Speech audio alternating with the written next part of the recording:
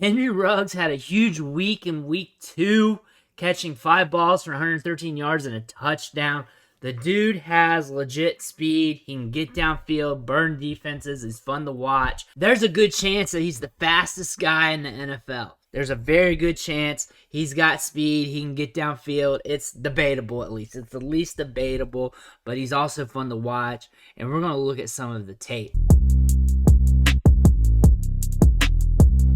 All right, we're going to cover the touchdown play against Pittsburgh last week. This play's already started. This is how I could grab it off social media. Ruggs is at the bottom of your screen on the outside there, and we're just going to go ahead and play it. So you see him just working downfield. Carr's step back. He already sees him open because you know this is who he's throwing to. He's also got a blitzer coming at him. Heaves the ball downfield. And there's no one really able to get to him. He's got some steps on the guys. Catches the ball there. Good tracking. Extends out a little bit for it. Makes the catch. That's a good ball by Derek Carr there. Making it in an area where he can just get the yards after the catch. He's not having to dive for it. He's not having to lean back for it. That's almost perfect where he just extends out, catches it, and can continue running. That's a very good throw by Carr. Right there, and he's able to keep going. And he waltzes in for the score. Deep speed for days. This is what we're seeing here. It's literally him. It's literally just him getting downfield and just burning these dudes. Just burning them up with his speed. We're going to see a lot of this from Henry Ruggs. Next play, this one's from week 1 against the Baltimore Ravens. We're going to see him burn the defense again. He appears to be in the slot here. Carr drops back. This is not all 22, so we lose him. Carr finds his target. Good pocket. Throws the ball. Here's Ruggs right there in the bottom right-hand corner of your screen. Maybe it's left-hand on your side, but we see him right here. He's tracking the ball. He's got some separation. And this is just him running through the defense. Just making it look easy. He's just so much faster than everybody else. It's just if Carr's able to connect with him, if he's able to connect on the big play, then Ruggs is going to be an impact player. And we're seeing more out of him during these first couple weeks of the season than we have during his rookie year. And that's a natural progression.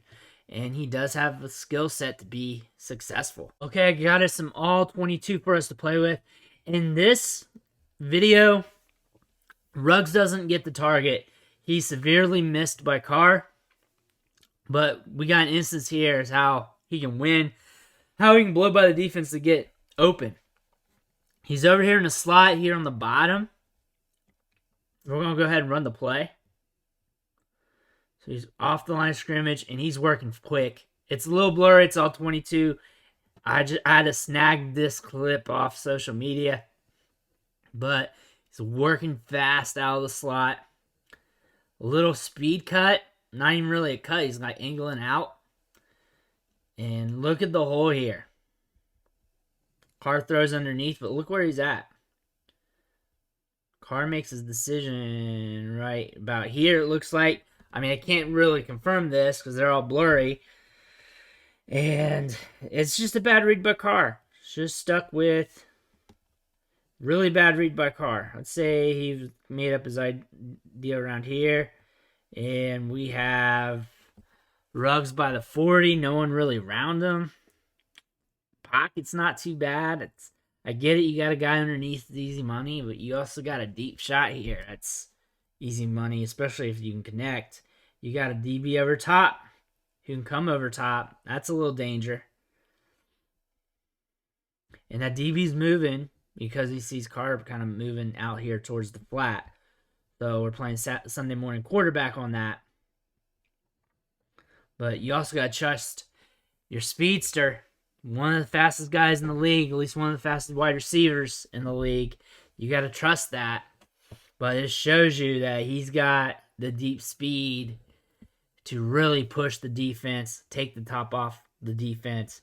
From a fantasy perspective, I look at him to be very volatile, really. I look for him to have some splash weeks and some down weeks. I just see that in his profile, especially plays like this where Carr's unable to connect. I really like him in DFS. I like him, especially when he's priced low. I think he's a great DFS play because you never know when he's going to blow up because he can catch the deep ball, rip some long gains, and that's it. That's a big performance for you, and it's a good return on the investment. Really depends on the week and how your stacks are running for DFS. Redraft this year is pretty cheap investment. So again, it's a cost price ratio. Dynasty wise, I think he's lost some value, so he's buyable. He's more buyable now than he was a year and a half ago. So that's on our side. So he's a cheap investment, a wide receiver that you can get for the cheap. I think he's going to be volatile. I think he'll have spike weeks. I think he'll have down weeks. Just from the player profile, just if you can connect on the deep ball, then he'll have big weeks. But that's harder said than done. That's what air yards guys like this happen. Your Will Fullers and guys like that. But I do like him for what he's worth. And yeah, long-term wise, is he a buy? He's a guy who's going to stick around for a long while. He's a younger wide receiver. He's got a lot of speed, and he will see air yards. He's looking like he's getting some volume. We'll have to see from the bigger picture. I do like him. He's not like one of my favorites, but he's a guy that I wouldn't be upset if he was on some rosters. But I want to thank you for watching the show, sticking with me.